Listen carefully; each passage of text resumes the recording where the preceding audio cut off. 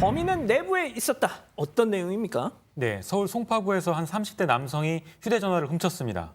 근데 몇 대를 훔쳤는지 500대를 훔쳤는데 이게 금액으로 7억 8,400만 원 어치나 됐습니다. 지난 2월에 서울 송파구에 있는 한 유명 온라인 유통업체에서 일어난 일인데 여기 물류센터가 있었는데 여기에서 스마트폰 500대가 실린 화물을 통째로 훔쳐간 겁니다. 범인은 조사를 해보니까 이 해당 물류센터의 직원, 30대 남성 직원이었습니다. 야, 이 휴대폰, 스마트폰 지금 500대 7억 이거 어떻게 쉽게 저거 훔칠 수 있었을까요, 이거? 그렇죠. 그래서 이제 범인은 안에 있는 거예요. 밖에 있는 사람은 절대 저거를 훔칠 수는 없습니다. 이 범인은 2018년 4월부터 지난해 4월까지 이 매장에서 물류센터 입출고를 관리하는 직원이었어요. 그래서 잘 알고 있겠죠. 무슨 물건이 왔다 갔다 하고 운전원들은 이렇게 하고 관리하는 업무를 했기 때문에 언제 물건이 들어오고 언제 싸송? 나오고 있죠. 왔다 갔다 하는 걸 다 알고 있습니다. 싸송이라고 돼 있네요. 예, 저 나오고 있습니다. 딴 거죠. 예, 예. 예, 그거죠. 그래서 이 사람이 미리 이제 용달 트럭을 밖에서 빌려놨고요. 이 팔레트 자체를 아예 통째로 가져갑니다. 지게차로 옮겨서 트럭에 옮겨버립니다. 아마 자연스러웠을 것입니다. 뭐 걱정도 없고 누구도 의심하지 않게 자연스럽게 이것을 훔쳤습니다. 아니 왜 그랬대요? 일단 이유는 두 가지인데요. 좀 납득은 다 안 갑니다. 첫 번째는 회사에 대한 불만인데요. 아니 정말 2년 동안 열심히 일했는데 실질적으로 무슨 뭐 연봉 인상이나 이런 거 전혀 해준 적이 없었고 이런 지게차 운전원을 위한 휴게 공간 마련을 해달라는 것도 회사가 묵살했다. 회사에 대한 불만이 있었다고. 회사에 불만이 있다고 하는데 갑자기 7억 8천만 원어치 정도 되는 휴대폰을 그렇게 훔치기는 쉽지 않을 것 같은데 또 두 번째는 또 전셋집을 구해야 돼서. 전셋집. 네, 그러니까 사실 두 개 이유가 다 동기로 보기 굉장히 황당한 상황인데요. 이 남성은 뭐 우발적으로 범행했다고 주장했지만 조금 전에 박준 변호사 말씀하셨던 것처럼 도저히 우발적으로 할 수 없는 범죄입니다. 이거는 준비할 게 너무 많아요.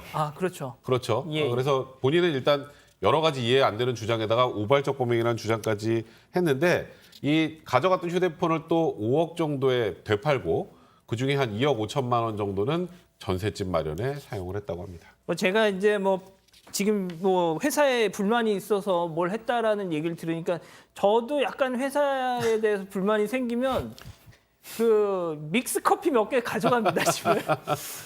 예? 이것도 절도인가요? 네? 아니죠? 뭐라고 해야 됩니까, 그래서? 아니라고 해야지 뭘 고민을 하세요. 절도 같은데. 예. 횡령인가요? 예. 3개 가져갔습니다. 세 개. 안 되죠. 안 됩니까? 회사한테 그래서는 안 됩니다. 알겠습니다. 예. 자, 교수님.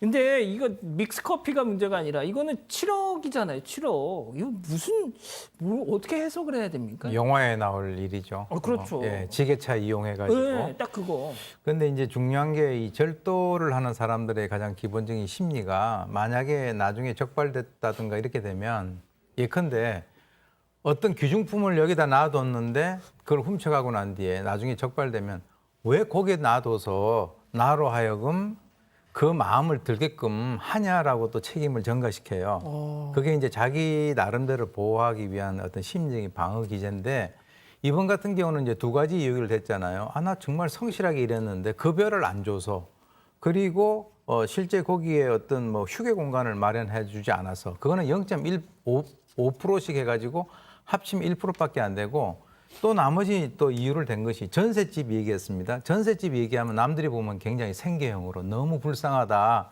이렇게 생각을 갖다가 하게끔 만드는 것인데 실제로는 그냥 돈이 필요해가지고 훔친 거죠. 그 그렇죠. 이상도 이하도 그럼요. 아닌데 여러 가지 이런저런 이유를 대는 것은 좀 도덕이나 좀 더 큰 도덕이나 기본적인 어떤 심리적인 배경은 동일한 것 같습니다. 예. 자, 그럼 송 기자, 이 네, 회사는 진짜 어떻게 보면 피해를 입은 거잖아요. 맞습니다. 네. 뭐라고 해요? 저희 반응하고 비슷했습니다. 말도 안 되는 얘기를 하니까 어떻게 저렇게 얘기를 할 수 있냐라는 반응이었는데요. 월급이 적다는 이유로 어떻게 훔쳐갈 수가 있냐. 그럼요. 우리는 피해자다 이런 반응이었고요. 또 이유 중에 이 물류센터 지게차 운전자들한테 이 휴게 공간을 내어달라고 했는데 안 해서 이런 범행을 저질렀다 이런 이유도 됐는데 그것도 말이 안 되지만 지금은 또 휴게 공간을 제공하고 있다 이렇게 설명도 했습니다. 자, 백 변호사님, 그럼 법원 판결은 좀 준엄하게 나왔습니까? 일단 피해액이 크죠. 피해 큰데 이 사람이 현금으로 들고 있던 게 한 1억 4천만 원 정도.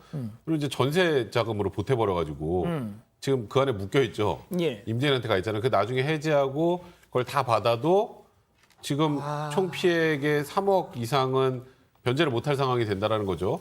그러니까 일단 피해 정도가 굉장히 중하다라는 거, 그리고 피해 복구 가능성도 없다라는 측면을 고려해서 검찰은 징역 3년을 구형을 했고요. 일단 재판부도 뭐 전과가 없다라는 점, 뭐 이런 부분들은 좀 유리한 정황이 될 수 있지만 피해자와 합의도 하지 못했고, 그리고 관리자 신분을 이용해서 범행한 것에 대한 죄질도 굉장히 안 좋다고 판단해서 징역 2년의 실형을 선고했습니다. 자, 박 변호사님, 네. 제가 괜히 그냥 믹스커피 얘기를 해가지고 지금 채팅창이 야, 너 이자 쳐서 더 갖다 놔. 저도 좀 제가 좀 보고 있는데 예. 저도 지금 좀 횡령 절도액 논쟁이 붙었네요. 봐주십시다. 봐주십시다. 아이고 괜찮습니다. 왜냐하면 회사에서 그거를 먹어도 된다라고 하면서 줬는 거기 때문에 회사에서 먹든 집에 가서 먹든 괜찮고요. 집에 가서 가급적 먹지 마시고요. 회사에서 3개 다 먹고 가십시오. 그러면 범죄가 되지 않는다고. 그거는 말씀드리겠습니다. 회사에서 먹으라고 든 물건이기 때문에 가져가면 횡령이나 절도가 되죠. 놔줍시다. 아니, 뭔 소리 하시는 거예요? 아니 지금? 된다는 거예요. 그 이론적으로 법적으로는 된다는 거죠. 참. 아무튼 제가 박 변호사님한테 네. 여쭙고 싶은 거 딱 하나 있어요. 자, 7억 핸드폰을 5억에 뭐 약간 좀 속되게 표현해 후려쳐서 이제 누군가한테 이걸 그렇죠. 넘긴 싸게 건데요. 팔았죠. 예. 이걸 받은 사람들, 5억에 사간 사람들 이 정도 딱 받으면 이거 장물이라는 그렇죠. 거죠. 작물 취득제 됩니다. 거의 압니다. 이 그러니까요. 사송 전화기잖아요. 사송. 지금 사송으로 나와 있는데 그 전화가 일반적으로 거래되면 유통 과정들이 있는 거거든요. 그러면 그 사람들 구입했던 사람들도 작물 취득제로 될 것 같고요. 이제 문제는 1억 4천 말고는 이제 없는 것 같아요. 이거를 회사가 확보하기는 좀 쉽지 않을 것 같아요. 이 남성이 다 써버렸지 않을까 생각이 들어요. 만약 갖고 있다면 그 갖고 있는 재산을 묶어두거나 해서 받을 수 있는데 안 갖고 있다 그러면 회사는 그냥 손해를 볼 수밖에 없는 상황이다 이렇게 보입니다. 알겠습니다. 자, 오늘 법 이렇게 마무리하고요.